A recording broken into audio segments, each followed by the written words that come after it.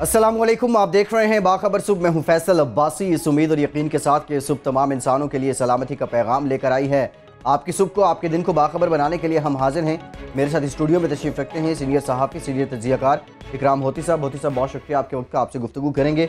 उनके साथ ही साथ तशरीफ फरमा है सीनियर कॉरेस्पॉन्डेंट 92 न्यूज़ तज्ज़ियाकार सोहेल इकबाल भट्टी साहब। भट्टी साहब, आपका भी शुक्रिया, आपसे भी गुफ्तगू करेंगे। दीगर शहरों से भी हमारे नुमाइंदगान हमें ज्वाइन करेंगे, उनसे भी हम खबरें लेंगे। सबसे पहले होती साहब, आपकी जानिब बिल आखिर असद उमर साहब ने बाज़ाब्ता अपनी पहली जो कार्रवाई है, दस्तावेजी कार्रवाई, उसका आगाज़ कर दिया है। क्या कुछ बताया गया असद उमर साहब को और उन्होंने क्या कहा? ये कर्ज़ों के बारे में थे। सेनेट में सवाल उठा ये कोई 15-20 दिन पहले कि कर्ज़ा ये पिछली हुकूमत ने कितना लिया है और उससे पिछली हुकूमत ने, यानी कि 10 साल की जमहूरियत में कर्ज़ा कितना लिया गया। जो उन्होंने इतादे शुमार दिए उससे पता चला कि जनाब 22 अरब रुपए कर्जा चढ़ गया पाकिस्तान पे मजीद। 22 अरब डॉलर, मैंने रुपए शायद गलत किया। जो उन्होंने कुल कर्जा लिया 47 अरब डॉलर लिया, नहीं 69 अरब डॉलर लिया, लेकिन उनमें से उन्होंने 47 अरब डॉलर वापस भी किया। होता यह है कि लोग समझते हैं कि कर्जा ले लिया तो फिर वापस नहीं होता। भाई वापस करना पड़ता है, वरना कोई कर्ज नहीं देगा, लिहाजा वो वापस करते रहे। 22 अरब चढ़ गया, 10 साल में 22 अरब रुपए कर्जा चढ़ गया, यानी कि ये 2 अरब रुपए से ज्यादा कर्जा चढ़ गया सालाना 2 अरब डॉलर से सालाना कर्जा ज्यादा चढ़ गया। पिछले 60 सालों में तकरीबन 71 अरब रुपए कर्जा था। 60 सालों में 71 अरब रुपए कर्जा चढ़ा पाकिस्तान पे, यानी उस वक्त भी कर्जा लेते रहे, वापस करते रहे। तो नेट जो क्या कहते हैं उसको, जो रिटायर्ड कर्जा था, उसके बाद जो नेट निकला कि इतना कर्जा पाकिस्तान पे है, वो तकरीबन 71 अरब डॉलर 71 अरब डॉलर था। वो कितना बनता है? वो 1.2 अरब डॉलर बनता है सालाना। उस कर्जे से क्या खरीदा, इस कर्जे से क्या खरीदा, ये असद उमर साहब ने तफसील नहीं दी। ये तफसील मौजूद है। अच्छा, उससे क्या खरीदा, उसको कहां खर्च किया, उससे क्या इंपोर्ट किया, ये नहीं बताया। देखें, जो सेनेटर्स हैं उनका काम है, एमएनएस का काम है ये पता करना कि भाई आपने 22 अरब डॉलर कर्जा मुकबिल चढ़ा दिया है, मजीद कर्जा लेकर वापस करके नेट में 10 साल में आपने हम पे 22 अरब डॉलर मजीद कर्जा चढ़ा दिया है। ये जो आपने 22 अरब डॉलर कर्जा मजीद चढ़ा दिया है, ये तो आपका एक गुनाह हो गया। दूसरा गुनाह यह है कि आप 69 अरब डॉलर आपने इस दौरान कर्जा लिया, आपने 47 अरब डॉलर वापस किया, अच्छा किया, लेकिन 69 अरब डॉलर कहां गया? 10 साल में 69 बिलियन डॉलर्स। इसका हिसाब कौन देगा? क्या यह बजट के खजाने में गया? क्या यह पाकिस्तान में कोई बहुत बड़ा डैम बन गया? बिल्कुल नहीं। क्या ये पाकिस्तान में कोई ऐसी बिजली बन गई जो पाकिस्तान की बिजली की कीमतों को कम कर गई? बिल्कुल नहीं। क्या ये पाकिस्तान में बिजली की जो सप्लाई का सिस्टम है वो इससे अच्छा हो गया? वो तो वही पुराना है। क्या पाकिस्तान में मजीद नहरें खुदी और नहरों का निजाम बेहतर किया गया और उससे ज़राअत में इजाफा हुआ? क्या पाकिस्तान में लाइव स्टॉक और डेयरी फार्मिंग का कोई इनकलाब आ गया है उससे? ये पैसा 69 अरब डॉलर गया कहां? और आपने 69 अरब डॉलर लेके एक तो हिसाब नहीं दिया आपने।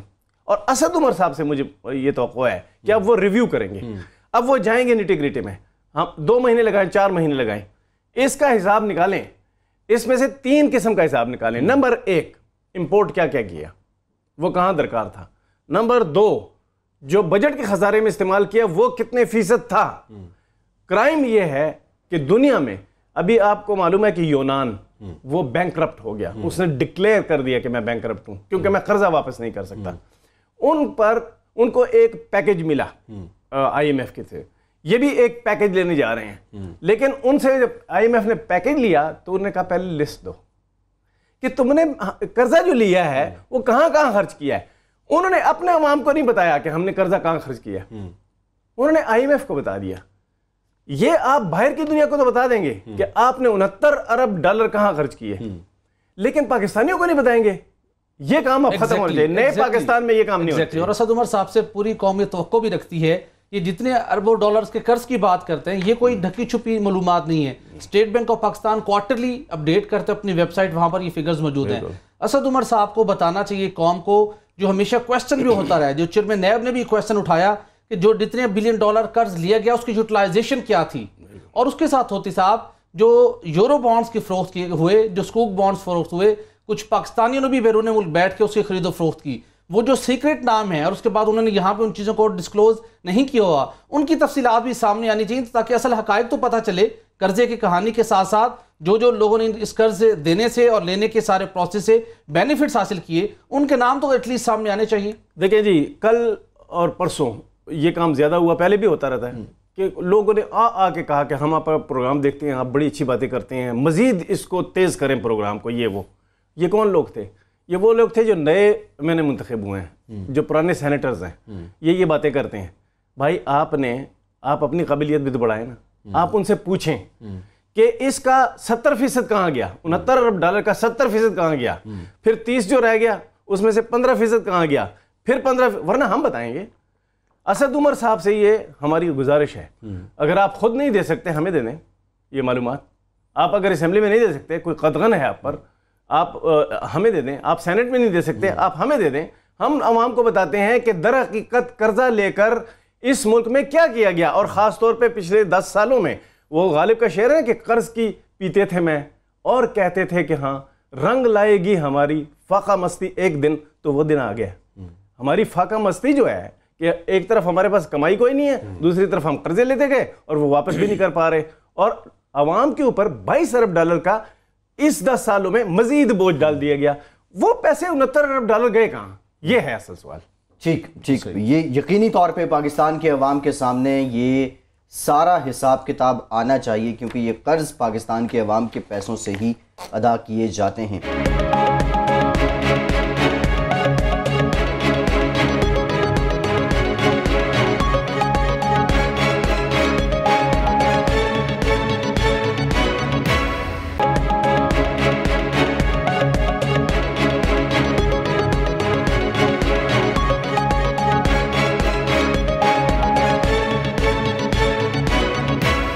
भट्टी साहब, आपकी जानिब आऊँगा। कौमी कमीशन पर गवर्नमेंट रिफॉर्म्स 12 साल बाद ख़त्म करने का फैसला कर लिया गया है। ये कमीशन करता क्या था और क्या अब इसको किसी और कमीशन में मर्ज किया जा रहा है, ये बिल्कुल इस सिरे से ख़त्म किया जा रहा है? फैसल देखिए कि हमें पाकिस्तान के बाद कॉलोनियल प्रैक्टिस जो थी, जो कि प्रिविलेज क्लास को और ब्यूरोक्रेसी को एम्पावर करती थी, वो सिलसिला जारी था। साबिक सदर परवेज़ मुशर्रफ साहब के दौर के अंदर ये इनिशिएटिव लिया गया कि हमें इस्लाहात लानी चाहिए अपने गवर्नमेंट पूरे सिस्टम के अंदर और ब्यूरोक्रेसी के सिस्टम के अंदर। और इंटरेस्टिंगली फिर एक इदारा कायम किया गया 2006 के अंदर, जिसका नाम था national commission for government reforms. इसका क्याम अमल में लाया गया, पूरा इसका एक सेक्रेटेरिएट बनाया गया, इसने काम शुरू किया, कंसल्टेंट्स, एडवाइज़र्स, एक्सपर्ट्स की भर्तियाँ की गई, मीटिंग्स हुई, बहुत से मुल्क भर के अंदर मुख्तलिफ सेमिनार्स हुए। ऑब्जेक्टिव क्या था कि हम एक ऐसी सिफारिशात तैयार कर सकें जिसके नतीजे में असर हाजिर के तकाज़ों के मुताबिक हम अपने ब्यूरोक्रेटिक सिस्टम के अंदर हम तब्दीलियाँ ला सकें, गवर्नमेंट सिस्टम में तब्दीलियाँ ला सकें, और जो हमारे मुख्तलिफ मसाइल की वजह से जो करप्शन पनपती है और जो हमारे तरक्याती मनसूबे बेहतर अंदाज में हम नहीं उनको एग्जीक्यूट कर पाते, वो हम उन चीज़ों की खराबियों से निकल सकें। और इंटरेस्टिंगली होती साहब, उस वक्त फिर इस कमीशन के जो सरबराही जिसको तफवीज़ की गई थी, उनका नाम था डॉक्टर इशरत हुसैन साहब। अच्छा। और आज बाय चांस दोबारा यही टास्क दोबारा डॉक्टर इशरत हुसैन साहब को दे दिया गया है। इसकी तफसील हम बाद में डिस्कस करते हैं। लेटेस्ट ये हुआ कि वफाकी kabinah के इजलास के अंदर ये प्रपोजल टेबल की गई। इस पूरे कमीशन की जो पूरी इसकी अब तक की परफॉर्मेंस थी 12 साल की, वो रखी गई। इस कमीशन के जो इनिशियल था, इसने बहुत अच्छा काम किया, लेकिन फिर इस रिपोर्ट भी इसकी तैयार की गई और वो रिपोर्ट एक्सक्लूसिवली हमारे पास अवेलेबल है, कल हम अपने नाज़रीन के साथ शेयर करेंगे। लेकिन जब उस कमीशन ने उस प्रिविलेज क्लास को, ब्यूरोक्रेट्स की उस प्रिविलेज क्लास को, जिसको आजकल हम पाकिस्तान एडमिनिस्ट्रेटिव सर्विस कहते हैं, और पहला जिसका नाम था DMG ग्रुप, वो इससे इफेक्ट होने जा रहे थे और पूरा ब्यूरोक्रेसी का जो सिस्टम था वो एक तब्दील होने जा रहा था, तो फिर उसको रोक दिया गया, उसको इम्प्लीमेंटेशन की जानिब नहीं ले जाया गया, वो काम रुका रहा। लेकिन अब बिलाखिर वफाकी काबीना ने उस मसले से निकलने के लिए और दोबारा से सारे प्रोसेस को एक दफ़ा रिव्यू करने के लिए पहला उन्होंने फैसला ये किया है, जो कि हमें सरकारी दस्तावेज मौसूल हुई हैं वफाकी काबीना की, कि उन्होंने इस national commission for government reforms को ख़त्म करने की मंजूरी दी है। एस्टेब्लिशमेंट डिवीज़न को अहकाम जारी कर दिए गए हैं कि इस कमीशन को ख़त्म कर दिया जाए। अब क्वेश्चन ये है कि जो यानी वो कमीशन तो खत्म हो गया, उसमें जो मेन बंदा था वो फिर वापस गवर्नमेंट में, वो वापस है। अब उसको भी टास्क दे दिया गया है, गुज़श्ता शाम उसका नोटिफिकेशन भी जारी कर दिया गया है, उसकी हम तफसील भी शेयर करते हैं। अब उस कमीशन को ख़त्म कर दिया गया है। उसके अंदर जो कंसल्टेंट हायर किए गए थे, एक्सपर्ट्स थे, जो एडवाइजर्स थे, उनके कॉन्ट्रैक्ट फौरी तौर के ऊपर ख़त्म करने के अहकाम जारी कर दिए गए हैं। लेकिन अब मसला ये था कि जो इस सेक्रेटेरिएट में इस कमीशन के जो सरकारी मुलाजमीन थे उनका क्या बनेगा। उस सिलसिले के अंदर वफाकी काबीना ने यह हिदायत की है कि सरकारी अफसरान को उनके जो कुछ इदारों से आए थे वहाँ भेजा जाए, या एस्टेब्लिशमेंट डिवीज़न उनको किसी ऐसी जगहों पर एडजस्ट करे जहाँ पे उनको बरूए कार लाया जा सके, उनको इस्तेमाल किया जा सके। उसके साथ कमीशन के तमाम रिकॉर्ड और असासे इंस्टीट्यूशन रिफॉर्म सेल को मुंतकिल करने का हुक्म दिया गया है, जो कि बेसिकली अब डॉक्टर इशरत हुसैन साहब और उसके साथ साथ अरबाब शहजाद साहब जिसको अब हेड करेंगे। उसके साथ इंस्टीट्यूशन रिफॉर्म सेल्स के लिए गुज़श्ता कौमी कमीशन बराए इस्लाहात के लिए जो मुख्तस बजट होता था वही बजट अब इस सेल के लिए मुख्तस होगा।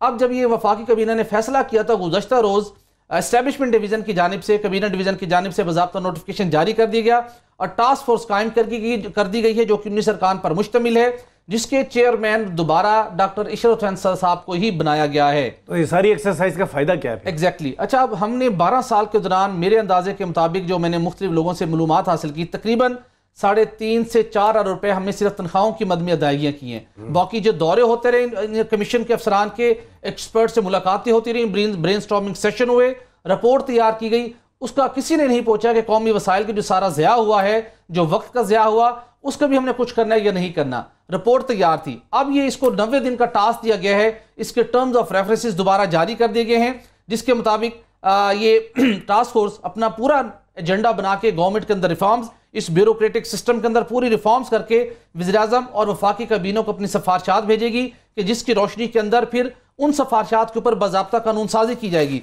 उसके साथ साथ सिर्फ वफाकी सतह पर नहीं होगा, बल्कि वफाकी और सूबाई सतह के ऊपर पब्लिक सर्विस स्ट्रक्चर प्रॉपर ये जो टास्क फोर्स है ये डिज़ाइन करेगी। वफाकी सूबाई सतह पर human resource policies, management, recruitment, training, career planning के अमूर भी देखे जाएंगे। मसला होती साहब ये, इस वक्त जो हम वजारतों के अंदर सबसे बड़ा मसला देखते हैं, जो इसने अब आइंदा देखना भी जाने, हमारे यहाँ सबसे बड़ा मसला जो फुकदान है गवर्नमेंट सेक्टर के अंदर या ब्यूरोक्रेटिक सेटअप के अंदर, long term human resource planning नहीं है, डेवलपमेंट एंड मैनेजमेंट नहीं है। हम देखते हैं कि अब अचानक ब्यूरोक्रेसी की रिशफलिंग होती है, ग्रेड 22 या ग्रेड 21 ऑफिसर किसी भी टेक्निकल वजारत में भेज दिया जाता है। अब तो तकरीबन 1-2 वजारतें छोड़ के सभी वजारतें टेक्निकल हो चुकी हैं। स्पेशलाइजेशन का दौर है, आपका एक दिन नहीं, आपका एक घंटा मैटर करता है। एक वजीर, एक सेक्रेटरी, अचानक आज सेक्रेटरी इक़्तिसादियात डिवीजन है, आप उसको मूव करके सेक्रेटरी कश्मीर अफेयर लगा देते हैं। इस किस्म की प्लानिंग न होने की वजह से लॉन्ग टर्म हमारे जो टेक्निकल मिनिस्ट्रीज है वहां पर हमारी जो कारकर्दगी बुरी तरह से मुतासिर होती है। ऊपर ग्रेड 22 का ऑफिसर तब्दील जरूर हो जाता है, लेकिन नीचे वही सेक्शन ऑफिसर से सारी रिपोर्ट तैयार करके काम किया जाता है। एग्जीक्यूशन पे प्रॉब्लम आते हैं, फिर करप्शन का एलिमेंट भी उसके अंदर रहता है। इन एफिशिएंसी की भी कॉस्ट बेयर करनी पड़ती है कौमी खजाने को और आवाम को।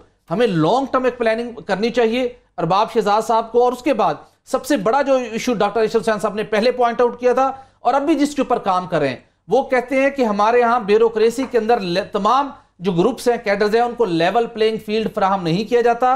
ब्यूरोक्रेसी के अंदर एक बहुत बड़ी लोग डिस्करेज अपने आप को फील करते हैं, वहां पर उनके अंदर काम करने का वो हौसला नहीं रहता, उसमें माफिया है एग्जैक्टली। और सिर्फ डीएमजी ग्रुप प्रिवेल कर रहे हैं हर जगह के ऊपर, तरक्की भी उन्हीं को मिलती है, मेन पॉलिसी मेकिंग के अंदर रोल भी उन्हीं का होता है, बाकी ग्रुप निगलेक्ट होते हैं। ये बहुत बड़ा चैलेंज है डॉक्टर इशरत हुसैन साहब के लिए और अरबाब शहजाद साहब के लिए कि तमाम तर पसंद और नापसंद ये किसी एक ग्रुप को इंपावर करते हुए वो नए 90 दिन के अंदर क्या नई पॉलिसी तैयार करते हैं। भट्टी साहब, आपने ये जो मसला छेड़ा है ना, मैंने कभी नहीं सुना कि इतना प्रिसाइसली और बिल्कुल सही टाइम पे, अभी टाइम है इसका, कि इतनी अच्छी बात के दरमियान में से ये निकालें कि ये जो इस पूरे मुल्क को चलाने वाले जो लोग हैं, ये लोग दर हकीकत इनकी ट्रेनिंग क्या है, इनके काम क्या हैं, इनकी ट्रांसफर पोस्टिंग कैसे होती है, इनके खर्चे क्या हैं, हम इनको क्या देते हैं, ये एक जगह से दूसरी जगह जाकर क्या गुल खिलाते हैं, ये सारा सिस्टम सामने आना चाहिए था। आपने अच्छा किया।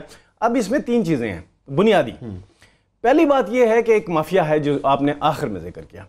यह माफिया खास पोस्टों पर कब्जा जमाए रखता है। बड़ी मुश्किल से कभी कभी आप देखते हैं कि इस माफिया का मेंबर ना होने के बावजूद कोई बंदा किसी अहम पोस्ट पे लग जाता है। एग्जैक्टली। वरना खुड्डे लाइन, काबिल लोग खुड्डे लाइन, माफिया के लोग अच्छी पोस्टों पर। दूसरा मसला, इनकी ट्रेनिंग नहीं होती। ये असल में ट्रेनिंग पे जाते हैं, इनको सर्टिफिकेट दिया जाता है कि आपने ट्रेनिंग कर ली, दर हकीकत इन्होंने ट्रेनिंग कोई नहीं की होती। इसीलिए ये नालायक लोग हैं जो हमारी रियासत को चला रहे हैं। यही माफिया, जो माफिया होता है वो काबिल नहीं होता, वो नालायक होता है, क्योंकि वो माफिया होने के सहारे जिंदगी गुजारता है, काबिलियत के सहारे नहीं। तो उन लोगों की ट्रेनिंग भी नहीं है इस मुल्क को सही करने की, इसीलिए ये मुल्क का ये हाल है। नंबर 3, जो हुकूमत है, सरकारी हुकूमत यानी कि सियासी हुकूमत, वो क्या करती है? वो इन्हीं को आगे पीछे करते रहती है, इन्हीं के साथ दोस्तियां गाड़ती है। आपने देखा होगा कि नवाज शरीफ के साथ कुछ अफसर जिनके बारे में आप मेरा ख्याल है 72 स्टोरियां कर चुके हैं, वो चिमटे हुए थे। ये है माफिया जी। इस माफिया को खत्म करने के लिए अब काम करना होगा। और होती साहब ने दर्द भरी दास्तान सुनाई थी अभी बिलियन डॉलर्स के कर्जों के मामले की, वो जो शिकंजे में हम फंसे हुए हैं और उस कर्ज का जो प्रॉपर ऑप्टिमम यूटिलाइजेशन नहीं कर सके, उसके बड़ा फैक्टर यही ब्यूरोक्रेसी की इनएफिशिएंसी और उसके अंदर उसके कॉम्पिटेंट लोगों का आगे आके उसके हवाले से मुअस्सर गवर्नमेंट को एडवाइस ना देना ही उसकी एक बहुत बड़ी एक वजह है। ठीक। और इमरान खान साहब के लिए भट्टी साहब ये भी चैलेंज हो सकता है, ये जो प्रिविलेज क्लास है और फिर जो फर्दर क्लासिफिकेशन है, इसको अफसरान के अंदर कैसे खत्म करना है। Exactly. एक ब्रेक के बाद कुछ दीगर खबरें आपके साथ शेयर करेंगे।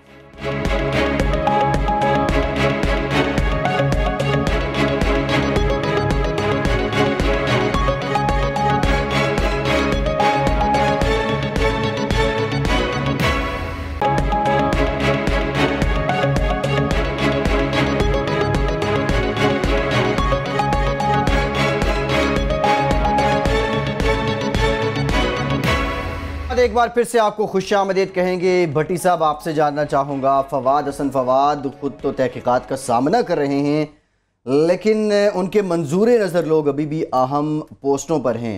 आज क्या कहानी है और इसका किरदार कौन है? फैसल, देखिए, फाज़न फाज साबिक principal secretary to prime minister of Pakistan, उनके कारनामों के ना ख़त्म होने वाला सिलसिला है कि वो जारी है, चूँकि जिस तरीके के साथ बैठ के वो गवर्नेंस करते थे और जिस तरीके के साथ बैठ के वो रूल्स एंड रेगुलेशन के अंदर दरमियानी रास्ता निकाल के मंजूर नज़र अफराद को नवाजते थे, अल्टीमेटली वो तमाम तर दस्तावेज़ मंजर आम पर आना शुरू हुई हैं। इसी सिलसिले के अंदर एक बड़ा मसला, एक स्कैंडल सामने आ रहा है, जो कि अल्टरनेट एनर्जी डेवलपमेंट बोर्ड के सरबराह की तकर्री का मामला है। होती साहब, मुतबादल तवानाई तरक्याती बोर्ड, जिसका पाकिस्तान के इस वक्त तवानाई क्राइसिस के अंदर उसको ख़त्म ना करने, सस्ती बिजली की पैदावार, उसके बाद माहौल दोस्त बिजली की पैदावार के अंदर जो हम अपने टारगेट्स को अचीव नहीं कर पाए, सालों तखीर का शिकार हुए, उस इदारे की बुनियादी तौर पर जिम्मेदारी थी। परवेज़ मुशर्रफ साहब के दौर के अंदर इस इदारे को कायम किया गया। ऑब्जेक्टिव बहुत ज़बरदस्त था, आइडिया बहुत अच्छा था, कॉम्पिटेंट लोगों को लाया गया, मार्केट से गवर्नमेंट सर्वेंट्स के मुकाबले में ज़्यादा अच्छी पुरकशी तनख्वाहें दी गई। लेकिन जब हेड की हम बात करते हैं, किसी इदारे की सरबराह की बात करते हैं, जब आप उसको मेरिट पर अपॉइंट नहीं करते, जब आप अच्छी सलाहियतों के हामिल अफराद को अपॉइंट नहीं करते, तो फिर वो इदारा अपने मतलूबा अहदाफ हासिल करने की बजाय मज़ीद खराबियों का बाइस बनता है। यहाँ पर मामला ये हुआ कि अमजद अली वान साहब को साबिक principal secretary to prime minister फाज़ साहब के बहुत करीबी गहरे दोस्त थे। इससे पहले भी फैसलाबाद में वेस्ट मैनेजमेंट कंपनी के अंदर अपॉइंट थे। वहाँ पर इनके ऊपर करप्शन के संगीन इल्ज़ामात आयद हुए।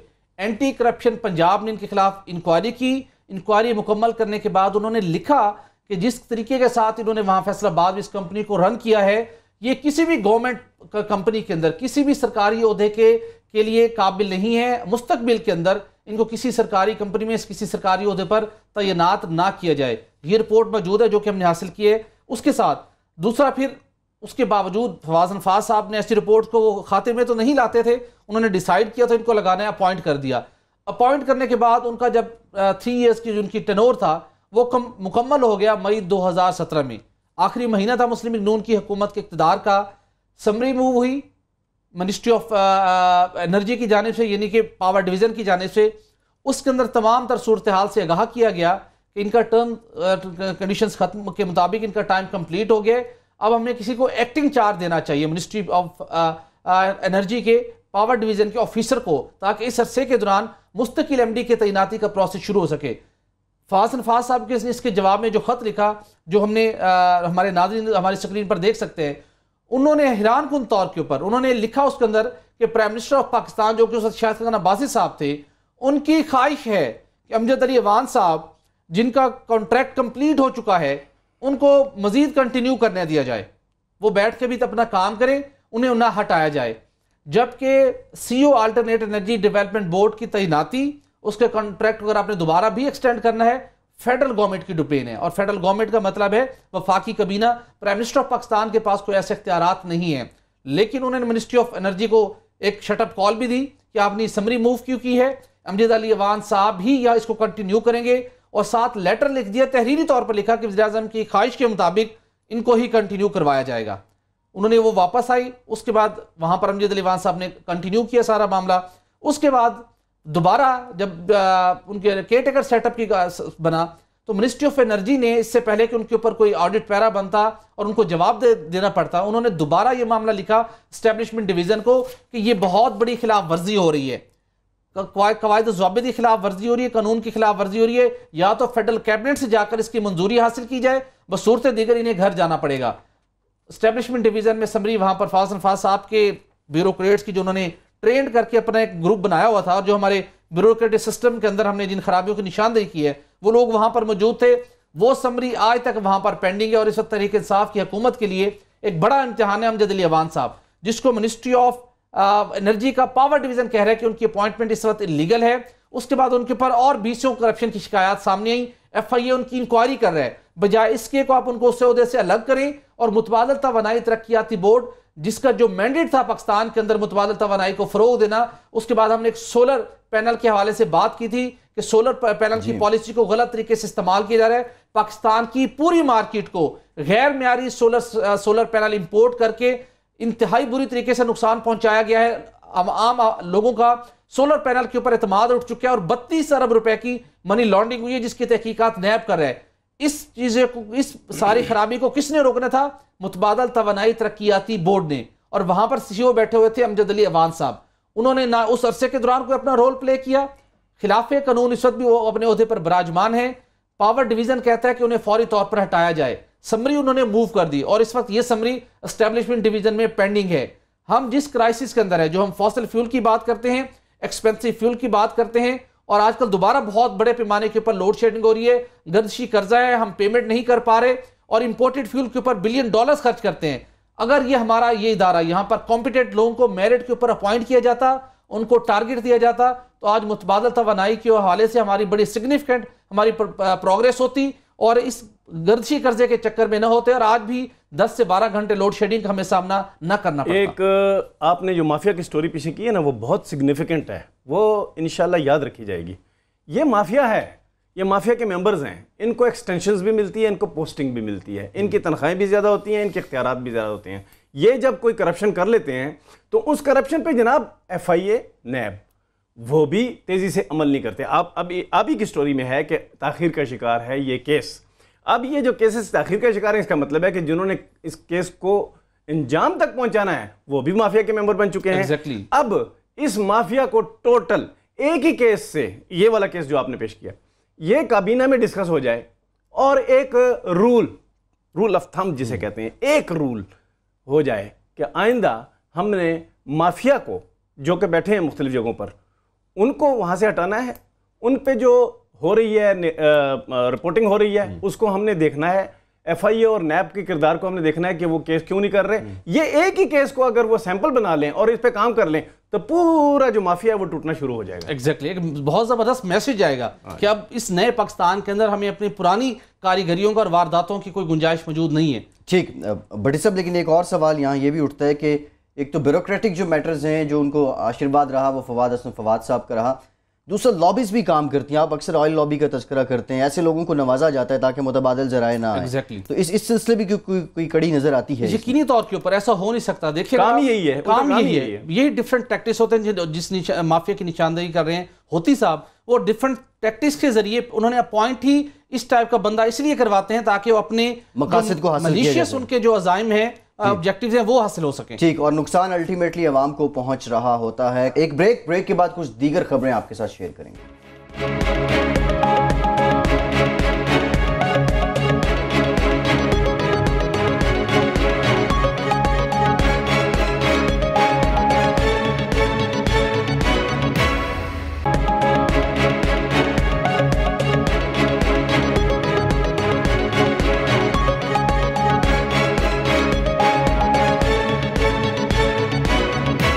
कराची से हमारे नुमाइंदे वहीद राजपर हमारे साथ मौजूद हैं, उनसे जानते हैं सिंध एजुकेशन फाउंडेशन के ज़ेरे इंतज़ाम चलने वाले 52 गोश्त स्कूलों का इंकशाफ हुआ है।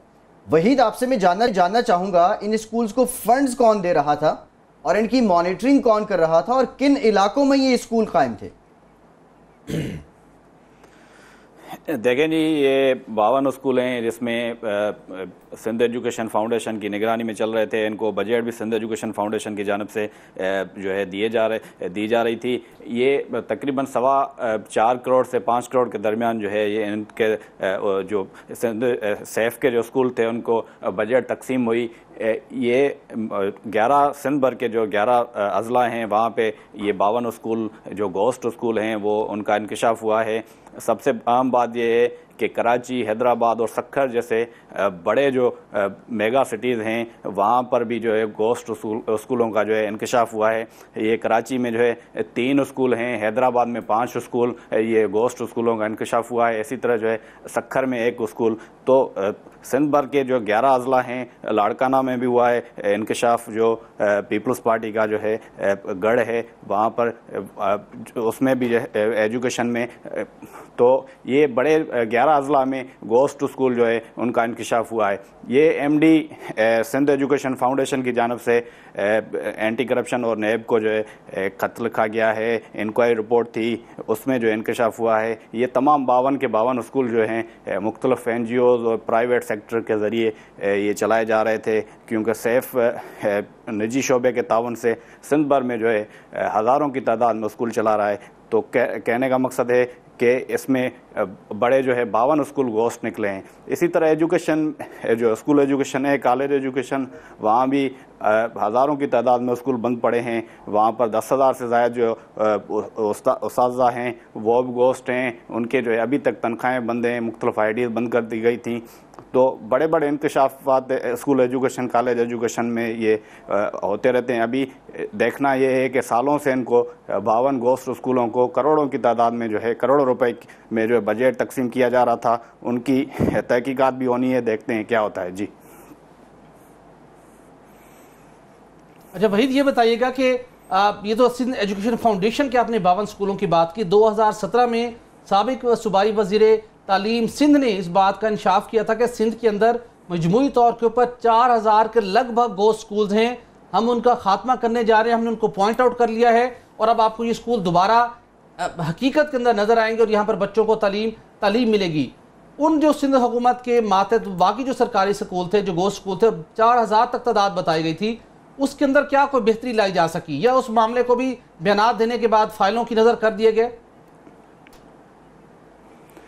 देखें जी, वो पीपल्स पार्टी को अभी तीसरी मरतबा गवर्नमेंट मिली है, लेकिन उन्होंने सिर्फ दावे किए हैं। तो ये तादाद अभी भी कम होने के बजाय जो है बढ़ती जा रही है। हज़ारों की तादाद में गोस्ट स्कूल जो हैं अभी तक बरकरार हैं।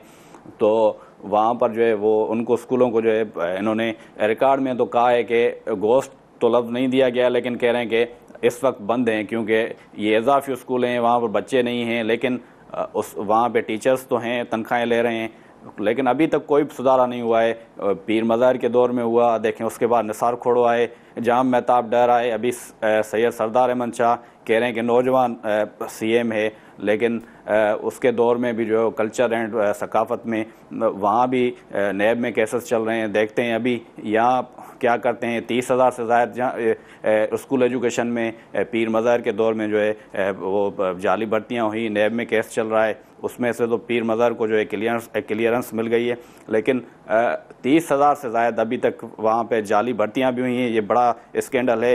इसी तरह जो है तरक्याती स्कीमों के भी सालों से वो कॉलेजेस थे जो बनने थे, मंसूबे चल रहे हैं, वो भी अल्तवा का शिकार हैं जी।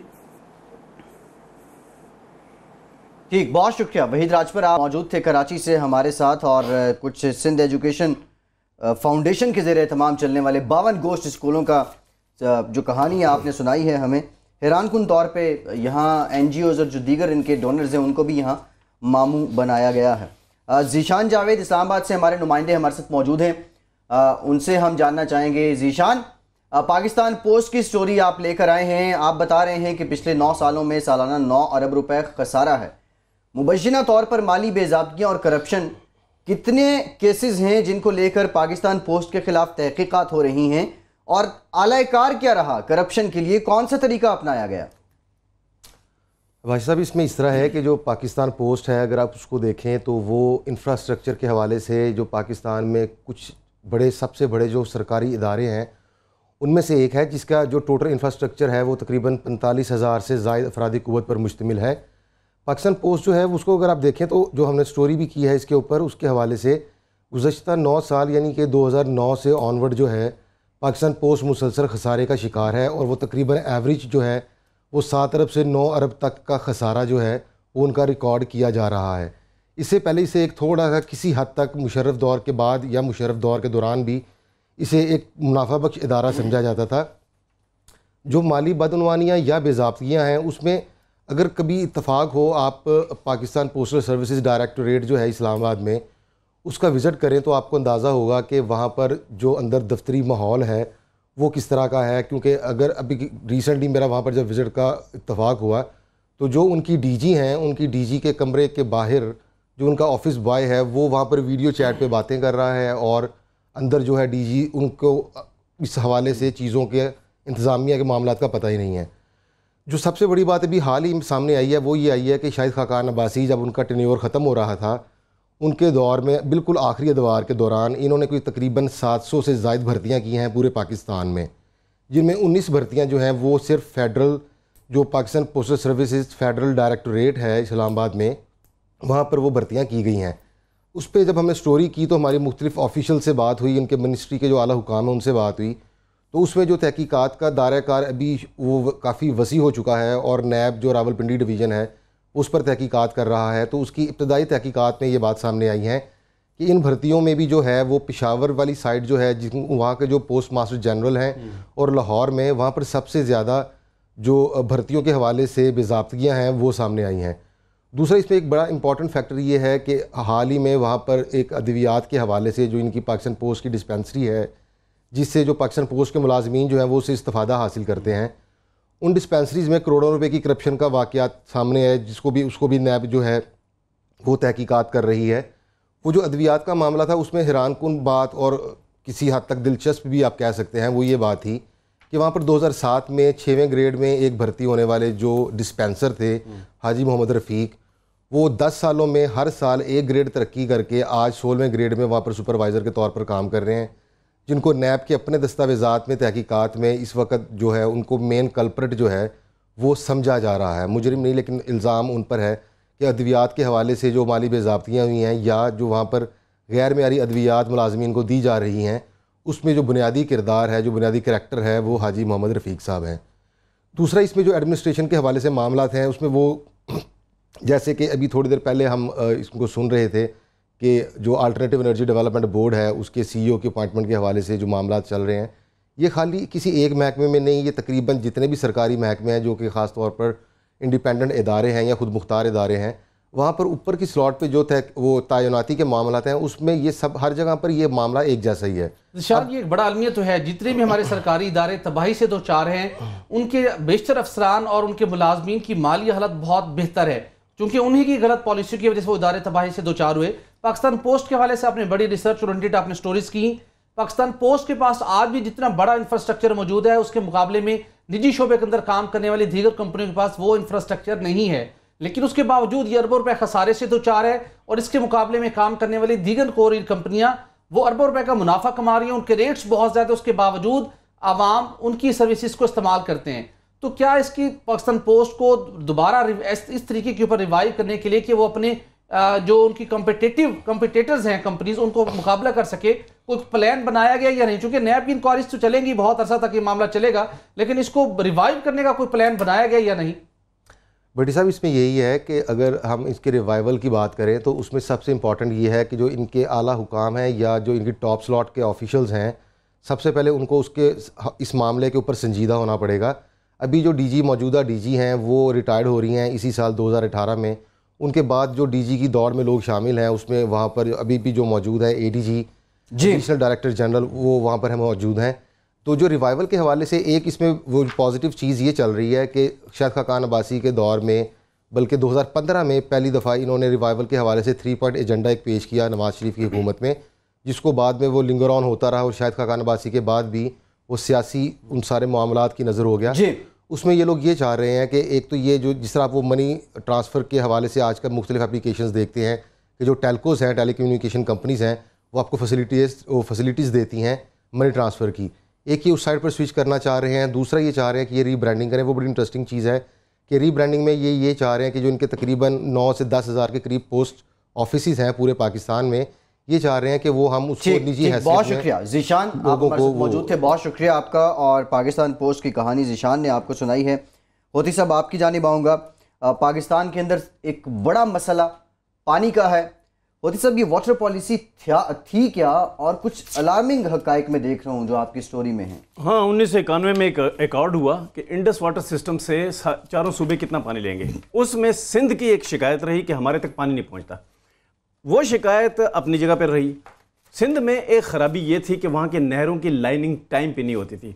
वो सिल्टेज जमा हुई। अब तो वो बहुत बड़ा ऑपरेशन करना पड़ेगा तब पानी जाएगा। वो तो हो गया ज़राअत के लिए पानी का इस्तेमाल। लेकिन अगर इंडस वाटर सिस्टम का पानी जो है वो अगर समुद्र को जाकर टच ना करे और उतनी मकदार में टच ना करे जितनी मकदार में वो समुद्र को रोक सके कि वो समुद्र वहीं रहे, पीछे रहे, तो क्या सिलसिला होगा कि जो इलाके हैं ठट्ठा, सजावल, बदीन और कराची, इनको ख़तरा लाक हो जाएगा, ये समुद्र बुर्द हो जाएंगे। ऑलरेडी सजावल, बदीन और ठट्ठा से माइग्रेशन शुरू हो चुकी है। ये बात सामने आई है कि वहाँ पे लोग खौफजदा हैं कि समंदर हमसे हमारी ज़मीन छीन रहा है। अगर किसी दिन बहुत बड़ा रेला आया तो बिल्कुल ही तबाही मच जाएगी और फिर दोबारा वो जगह आबाद नहीं हो सकेगी। इसके साथ साथ जो एक और बात सामने आई कि ये सिर्फ ये नहीं कि इंडस वाटर सिस्टम का पानी उसकी इक्विटेबल डिस्ट्रीब्यूशन नहीं हो रही, नहीं, पानी भी कम हो रहा है। उसकी वजह यह है कि पाकिस्तान में इकोसिस्टम जो है, पाकिस्तान का माहौलियाती सिस्टम, उसमें बारिशें कम हो रही हैं। बारिशें कम होने की वजह से इंडस वाटर सिस्टम जो है उसमें पानी कम हो रहा है। उसकी वजह से भी दो नुकसान होंगे। एक तो टेल पे जो सिंध है उसको पानी कम मिलेगा अगर वो इस्तेमाल करना चाहें। पहले तो उनकी नालायकी ये है कि वो इस्तेमाल करने के लिए तरीके भी नहीं बना रहे अपने, लेकिन अगर उन बना भी लिए तो उनको पानी कम मिलेगा। दूसरा, समंदर बुर्द हो जाएंगे। ये 2030 का अंदाज़ा लगाया गया था कि ठट्ठा, सजावल, बदीन और कराची, ये बहुत सारे हिस्से इनके ये समुद्र बुर्द हो जाएंगे। यहाँ से आबादी शिफ्ट कर जाएगी, ये तबाही का शिकार हो जाएंगे। लेकिन 2040 का बताया गया था पहले, अब कह रहे हैं कि नहीं, ये जो हालात चल रहे हैं इसमें 2030 यानी कि 12 साल बाद ये जो 4 जगह हैं और ख़ास तौर पे कराची, ये समंदर बुर्द हो जाएंगे। तो अगर समंदर बुर्द हो गए और रोका ना गया, इंडस वाटर सिस्टम को दोबारा ना किए, इरसा जो है ये इसका काम है कि भाई ये देखे कि ये जो माहौल है, जो पानी कम है, होती सब इसमें मजीद डिटेल हम अगले प्रोग्राम्स में बात करेंगे। प्रोग्राम का वक्त खत्म हो गया। बहुत शुक्रिया होती सब आपका, भट्टी साहब आपका। आज के प्रोग्राम से इतने। फैसल अब्बासी को इजाज़त दीजिए।